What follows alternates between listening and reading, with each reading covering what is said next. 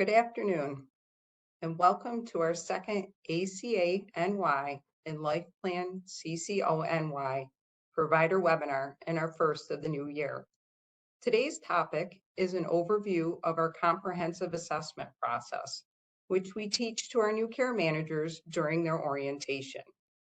The assessment process training is a 3-hour course during which the care managers receive step-by-step instructions while they follow along on their laptop. After orientation, the care managers practice using the assessment tools with one-to-one support from their supervisors. Throughout their employment, care managers will continue to receive training on the assessment process from their supervisors along with other subject experts. For the purpose of today's training, we have condensed the 3-hour care management training in order to highlight their roles and tasks that they perform during the assessment process. We thank you for joining us. It is our hope that you can take away a deeper understanding of the assessment process that will help our collaborative work be easier. For the purpose of today's meeting, you are all muted and you do not have the ability to unmute yourself. If you are having difficulty with your audio, please send us a message in the chat box and someone will assist you. You can also use the chat box to submit any questions you may have, and we will allow time at the end of the presentation to respond to a few of them. Today's presentation is being recorded, and we will post that along with the Q&A on both the ACA and Life Plan websites in the next few days. To begin today, it is my pleasure to introduce Ann Siepersaw, the Director for Provider Relations of Zone 2. Hi, everyone. Good afternoon. Thank you for joining us. In today's webinar, we're going to be going over each assessment that is condensed for your version as a provider. We're going to begin by quickly going over the acronyms. Coordinated Assessment System, known as CAS, Child and Adolescent Needs and Strengths, known as CANS, Developmental Disability Profile 2, DDP2, Level of Care Eligibility Determination, or LCD, and the Personalized Assessment Tool for Health and Services that we call PASS. Care managers use assessments to identify a member's strengths, needs, interests, and service needs to assist them with dreaming, planning, and achieving their goals. The assessment process is used to help develop a person-centered life plan. During the care manager's training, we emphasize the importance for the member and family to play an active role in the process. We value that a person-centered approach will ensure that a quality life plan. We are aware that OPWDD is planning to use the CAS and CANS for upcoming rate settings and service authorization that will replace the DDP2. We will look more closely at each of these assessments in the presentation. Let's take a closer look now at the CAS and CANS assessments.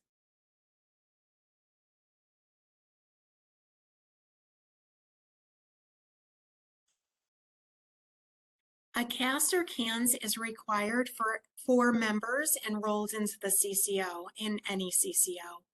We recognize there are many members throughout New York State who have been receiving OPWDD services and are waiting for their first CAS or CANS. Meanwhile, there are others who have been through the CAS reassessment process. As we go through this process, please keep in mind that care managers take each step as they would for the initial or reassessment process.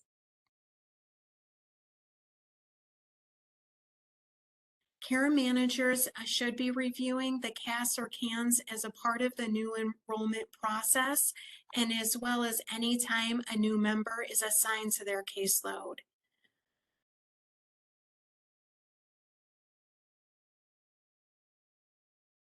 Care managers are trained to have a collaborative effort with the assessor while assisting the member.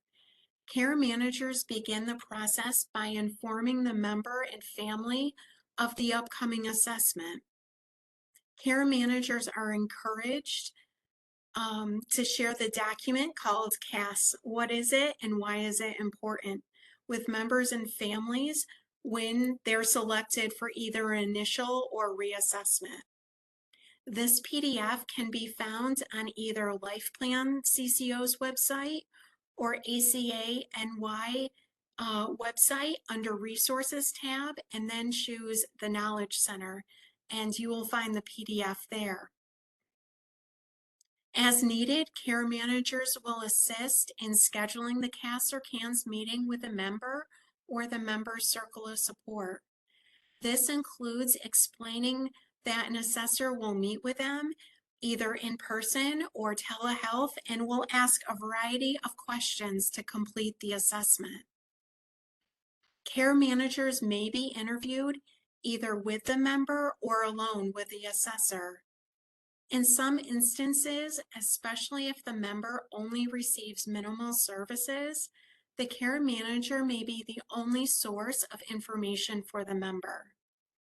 The member may ask that the care manager or other staff be present during the discussion with the CAS assessor, but it's not required for the care manager to be present during the assessment, discussion, or observation unless it's requested by the member. The member chooses the people that they want to be present, and it may be staff from the provider agency. The care manager's involvement is extremely valuable as they will assist in identifying documents for the needed assessor or facilitate access to such documents.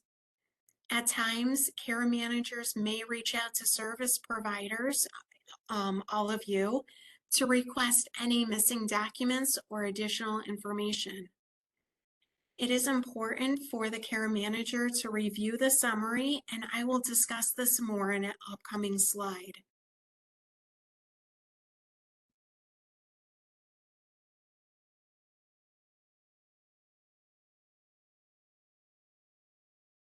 Great. The CAS and CANS assessment process consists of 3 parts, which includes observation, discussion, and review. The observation phase includes discussion and observation directly with a member.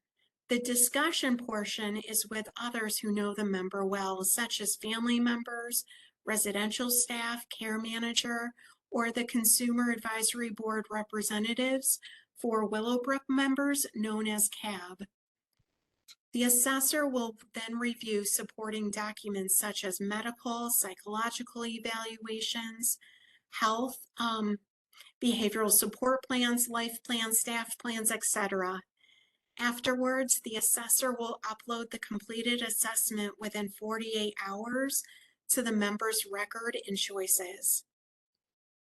The care manager will then download these documents from choices and schedule a time to review it with the member as well as the circle of support. Care managers are required to meet with a member and family to review the results of the summary of the assessment summary. Once the review has been completed, if the member has questions, concerns that have not been resolved, the member, family, or the care manager should complete the request for review form, which will outline the reason for the concern or discrepancy and email it to coordinated.assessment@opwddy.gov. OPWDD will respond and coordinate a review of the CAS or CANS. If upon review of the summary, if immediate action is required as noted in the summary, the care manager will schedule an interdisciplinary team, an IDT meeting, to discuss the assessment and any actions required. An example of a required action would be to update or change any of the safeguards. If no immediate action is required, then the next life plan meeting, the care manager will note in the My Health narrative that the assessment was completed for the member, the date of the assessment, and if applicable, any discrepancies found in the assessment, and they'll document this right in the life plan. Care managers can request a reassessment whenever a member experiences a life-changing event. Some of the events are listed on the slide. A life-changing event could include a variety of reasons that impact a member's behavioral or physical functioning with either a significant improvement or decline. As a service provider, please continue to communicate any life-changing events with the care manager and work collaboratively when it has been identified that a reassessment is needed, as the care manager will contact OPWDD. It will then be up to OPWDD to decide if a reassessment is necessary. Now it's my pleasure to introduce Kathy Greif, Regional Vice President of Care Management for the Capital Region, to talk about DDP2s and LCDs. Thank you, Anne. It's a pleasure to be here with everyone today. The next assessment we're going to talk about is the Developmental Disabilities Profile 2, or the DDP2. In this section, I'll provide an overview of the training on the DDP2 that's completed with new care managers during their new hire orientation, as well as the ongoing training that occurs following orientation. During orientation, a trainer goes through each section of the DDP2 document in detail, explaining each area while the new hire follows along on a PDF version of the DDP2. Practical and hands-on training occurs on an ongoing basis as the new care manager works individually with their supervisor to complete DDP2s together in choices.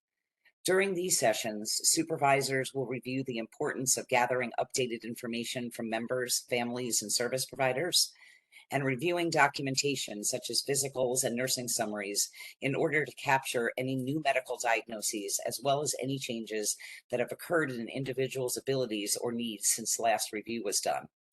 Supervisors also provide new care managers with technical assistance in completing and successfully submitting the form in choices. All members enrolled in the Home and Community-Based Services HCBS waiver must have at least one DDP2 form on record. As you're all aware, each waiver provider completes their own DDP2, which reflects the member's capabilities and need for support within that specific program. However, the care manager's DDP2 is completed in a comprehensive and holistic manner, considering all settings in which the member spends time. The care manager DDP2 is used in determining the CCO tier level calculation. A DDP2 will be completed by the care manager between 30 and 60 days of enrollment for new members, and then every 2 years thereafter, or as needed based on a significant change in the member's medical condition or need for support. The care manager must have documentation in the member's record to support all of the responses selected. If unsure, the care manager is trained to reference the most recent psychological assessment and medical evaluations in the member's records. The care manager routinely encourages the member to receive medical care and an annual physical to ensure that their health and accurate diagnosis and prescriptions are reflected. Please keep this in mind, as this is the same for all assessments that we're going to review today. Similar to certified residential providers, care managers complete the prescription medication section, including all medications prescribed by a physician for treatment on an ongoing basis. If a member is receiving an anti-anxiety agent for something other than behavior management, or is receiving an anticonvulsant medication for other than seizure control, for example, Tegretol for behavior management, the care manager is trained to capture these in the category titled other maintenance medication prescribed to treat an existing medical condition. Next, the level of support the member requires when taking medication is indicated, and care managers document the member's level of need on their most challenging day, therefore using the maximum amount of support identified if support varies by day or by setting. After the entire DDP2 has been submitted in choices, the PDF of the finalized DDP2 is stored in the member's electronic health record, as the ISPM and factor scores will be needed when completing a service amendment request form, or SARF. They're also used for members who self-direct their services whenever a new budget or budget amendment is submitted. Care managers are mindful of the member's ISPM and factor scores, and we're cognizant of the impact it currently has on service access and potential residential placement. Please keep in mind that a member's DDP2 that is completed by a service provider does not impact the member's self-directed budget or CCO tier. Care managers incorporate input from members, families, and providers for a global approach. The next assessment we'll discuss is the Level of Care Eligibility Determination, or the LCED. Care managers follow an internal standard operating procedure for the LCED redetermination process as it relates to service providers. The LCED form is required by OPWDD for individuals to acquire and maintain OPWDD eligibility for services and care management. Federal regulation requires that all members enrolled in the Health Home Care Management and basic HCBS plan support, as well as members enrolled in state paid care management, have a level of care redetermination completed every 364 days. The LCED redetermination must be completed by a qualified intellectual disabilities professional, or QIDP. At LifePlan, we have a uniform way of ensuring that these documents remain compliant by reviewing them as an agency during a designated month of the year. This occurs in 11-month increments to ensure that the LCED never lapses. As part of our partnership with ACA New York, they too are developing this practice beginning in March of this year. For individuals awaiting enrollment in the CCO, staff within the CCO's Care Connection department will redetermine the member's level of care prior to the 364-day period in order to assure that it does not expire prior to enrolling in the CCO. All levels of care are completed electronically within the Choices system. During the new hire orientation, care managers receive training in each field listed on the LCED. It's explained that if changes are needed to a member's demographics, the care manager will need to complete a DDP-1 form in Choices to update the information so that it is accurately reflected on the new LCED.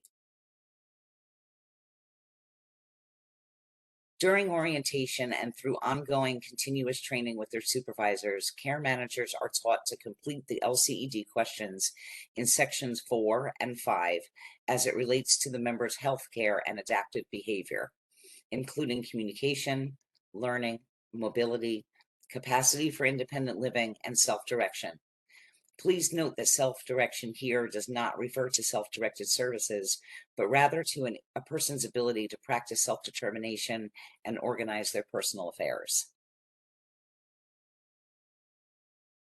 The final page of the LCED contains a series of signature lines for various professionals, including the qualified professionals required to sign the initial level of care. An initial level of care requires a signature from a QIDP, a physician, or nurse practitioner, and the DDRO director in the region where the member resides. Annual redeterminations of the LCED will be completed on subsequent lines. However, the only required signature for redetermination is the QIDP, unless the individual resides in a community residence or a CR. For CR residents, a physician's signature is also required. Care managers who serve CR residents will work with the CR provider agency and the member's physician to coordinate obtaining the physician's signature on the redetermined level of care. CRs are rare, and regional care management leadership has a list of members for whom this applies. Once the level of care is completed, the care manager will submit the form and choices. The care manager will then download a copy of the electronically signed form and upload it into the member's electronic health record, as well as distributing it in accordance with each CCO policy. At Life Plan, care managers distribute copies of the completed LCEDs to providers, while at ACA New York, redetermined levels of care are uploaded to choices for providers to access. Through our partnership, we are working to align our processes for the future. It's now my pleasure to introduce Kimberly Janes, Vice President of Care Management for ACA New York. She is our final presenter who will be sharing information regarding the PATHS assessment. Thanks, Kathy. Hello, everyone. It's my pleasure to be here with you this afternoon. So what is the PATHS assessment? PATHS stands for Personalized Assessment Tool for Health and Services, part of the comprehensive assessment process, which is an important and required element of care management. This assessment is completed annually prior to the annual life plan.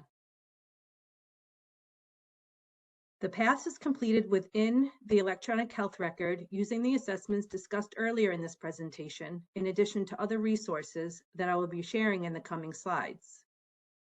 It's important to note for providers that goals in Section 2 and safeguards in Section 3 of the life plan are transferred directly from the PATHS, and we'll take a look at this later in the presentation. The PATHS assessment is broken down into 18 sections. This slide is a snapshot of some of those sections. To get started, the care manager clicks on the Start button shown here and responds to a series of questions within. As you can see, some of the sections have not yet been started, while others are in process or completed. The care manager can move between sections. However, it is expected that the care manager completes each section within the PATHS. In the next few slides, we'll take a closer look at what the PATHS looks like and how it informs the life plan. Prior to beginning the PATHS, the care manager will review and update all contacts, medications, allergies, and diagnoses in the member's electronic health record, as this information is transferred into the PATHS and the life plan. When reviewing the PATHS, if something is missing, the care manager must go back into the member's record and make the updates there, as they cannot be made directly in the PATHS. About 2 to 6 weeks ahead of the annual life plan meeting, the care manager works to complete the PATHS assessment. The care manager will then review all of the information for accuracy, answer any questions that were not completed during the previous PATHS assessment, and update any information that has changed since the PATHS was last completed. To do this, they do this through a review of the assessments previously discussed here today, as well as through outreach and discussion with the member and circle of support, of course, including service providers. Providers may experience an increase in communication with the care manager at the time that the PATHS is being completed as new or updated information is gained. When completing the PATHS, if there's any unknown information, the care manager notes this for follow-up. So as an example, if the member or representative doesn't know the date of their last dental exam, the care manager would enter unknown for that question and then has a follow-up discussion afterwards, in which they may help to set up appointments if needed. Using the PATHS, the care managers are able to track and monitor exams for follow-up and to help support health promotion. There may be multiple goals or safeguards in the life plan that are auto-populated from the PATHS. The care manager is responsible to review these with the member and circle of support at the life plan meeting and modify accordingly following person-centered planning practices to ensure the goals and safeguards are agreed upon by the member, the representative, and the circle of support. Next, we'll take a look at some of the sections within the PATHS. During orientation for new care managers and then through one-on-one supervisory support, care managers receive training on completing the PATHS. Here is an example of the communication language section of the PATHS. This section contains questions about the member's receptive and expressive communication, as well as their primary language and ability to read written communication. When we think back to the LCED and others discussed earlier, answers from those assessments can help to complete this section of the PATHS. It's a little bit hard to see, but here's a question in this section that may generate a goal or outcome in section 2 of the life plan. If you can see the little box outlined in red there. If the care manager answers yes to the question, does the member want to change or improve how they communicate? Then the personal outcome measure, or POM, people interact with other members of the community, and goal valued outcome, to improve or maintain my communication skills, will auto-populate in the draft of the life plan. And this is one example how the POMs and goals are generated. Next, we'll take a look at the independent living skills section. This is the longest section of the paths as it focuses on the members' independent living skills. There are several questions in this section that will generate goals and valued outcomes in section 2 and 3 of the life plan. As you can see here, there are similarities drawn from the other assessments previously discussed, like the DDP2. Here is a question about level of independence in using the bathroom, like a question on the DDP2. Information from the assessments previously discussed are used to help populate and inform the paths, which is then reviewed with the member and representative and circle of support for accuracy. This slide represents other portions of the paths that identifies behavioral information. As shared, the DDP2, LCED, CAS, CANS, medical, social, psychological, school information all work to help inform the paths. Overall, we can think of this comprehensive assessment process comprised of the paths and the other assessments discussed here today like a funnel, which help to serve to inform the person-centered planning process leading to the draft of the life plan. And the life plan meeting is the opportunity to review and refine the information captured with the result of a robust life plan that is reflective of the person. It's our goal that this process ultimately empowers members to achieve their hopes and dreams while living their healthiest and most meaningful life. We hope the information presented here today was helpful to you all, and I'm now going to transition to Megan Porter, Director of Provider Relations, as we open up the Q&A. Thanks. All right. Hi, everybody. I hope everybody's enjoyed the presentation so far. I actually only have one question in the chat box at this time. And that question is, if a member moves from living at home in the community to a certified residence, who completes the DDP1? I will take that question. So generally when a person moves into a certified setting, the residential provider does a DDP1 to add them to that program. And then that would correct the demographic information within choices. So that it would be the residential provider who does that. Great. Thanks, Kathy. Sure. All right, here is another question. Do the day hab providers also complete the DDP2 every 2 years? So Kathy, I believe that one would go to you also. I believe that they do, though I would need to check on that. Maybe we can get back to people with the Q&A. Sure, yes. And just to remind everybody, we are going to put together a Q&A document of everything that's discussed and asked today. So that will also go up on the website with the recording. So that one we will look into, and we will share that information in a few days.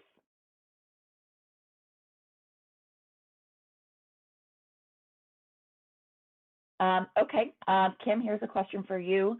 Is the path the same or in place of the IAM assessment?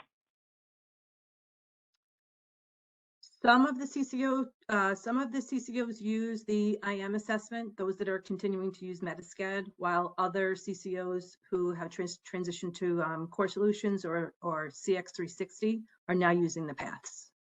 Each CCO is required to use a comprehensive assessment as part of the CCO Health Home Services. Okay, thanks, Kim. I see there's another question about providers completing DDP2s. The residential provider, yes, does have to complete a DDP2. All waiver service providers would need to complete the DDP2, I believe. So if that applies to residential, it would also apply to day hab, but like we said, we will clarify and we will share that information on our website. Do we have any other questions? If anybody would like to add to the chat?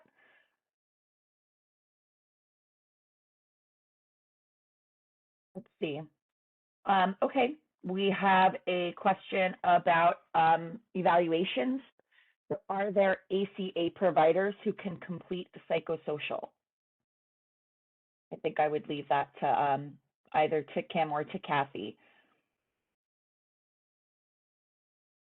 Sorry, Megan, can you just repeat that question? I'm sorry. Sure, the question is, are there ACA providers who can complete a psychosocial? So I think that this question, it sounds like it's specific to anybody within ACA.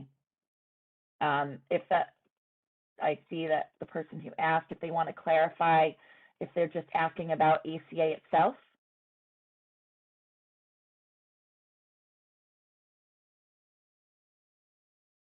Let's see, I'm not seeing a follow-up in the chat. I think it would depend on what the psychosocial is being utilized for. For our purposes, care managers typically can complete a psychosocial. If it's for purposes other than outside of care management or to access services under OPWDD, it may defer to a licensed person.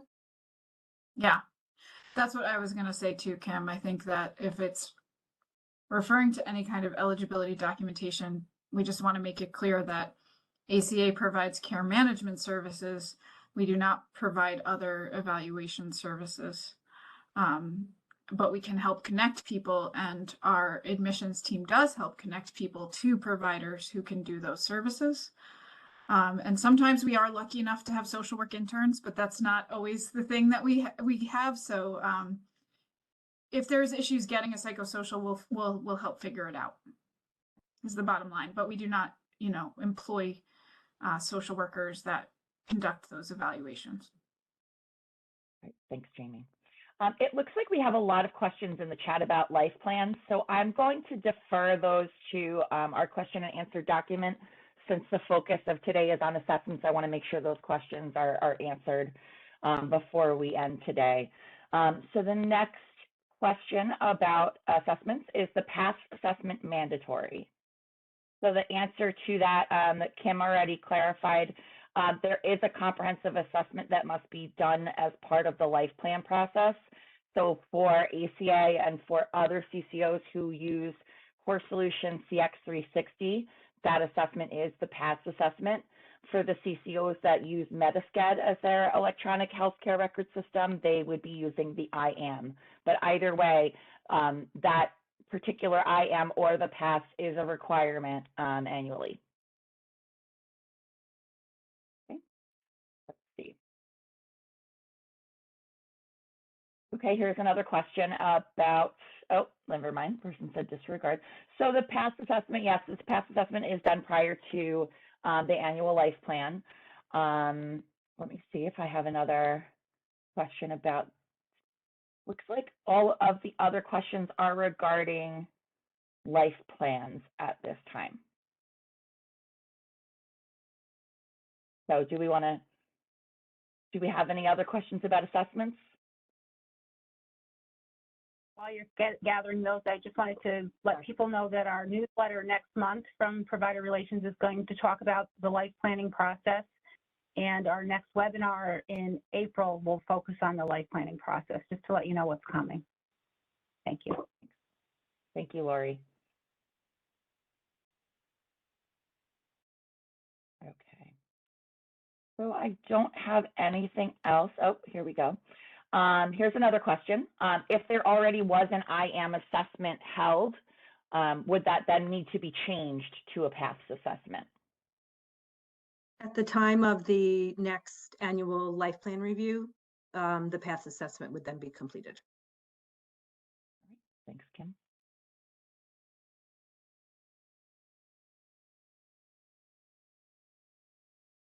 Okay. It looks like things have slowed down in the chat. If anybody would like to, I mean, we can also, if anybody would like to, raise their hand if you have a question, we can also take the questions that way if you're having any trouble with the chat box. And it looks like It looks like it's pretty quiet. So, all right. Okay, we have a question. How do we get access to choices? You would have to discuss that with your employer because they would have to help you complete the form that you need to access choices, and then they have to submit that on your behalf.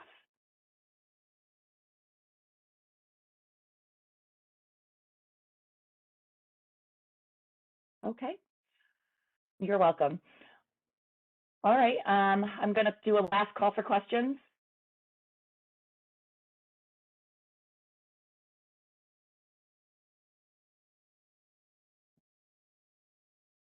All right, well, thank you everyone for joining us today, and thank you again to our presenters. As we noted at the start of the webinar, we will be sharing and posting copies of today's presentation, the slide deck, and the Q&A in the next few days. As a reminder, the Directors of Provider Relations are here and available to assist you with any questions and concerns you may have. Please see the provider pages on both the ACA NY and the Life Plan CCO websites for the Director of Provider Relations contact information. We also encourage you to use the ACA NY and Life Plan CCO customer service centers. We hope to see you at our next provider webinar in April, where, as Lori mentioned, we will be providing overviews on the Life Plan process. As always, we welcome suggestions on topics for future webinars. Thank you and have a nice evening.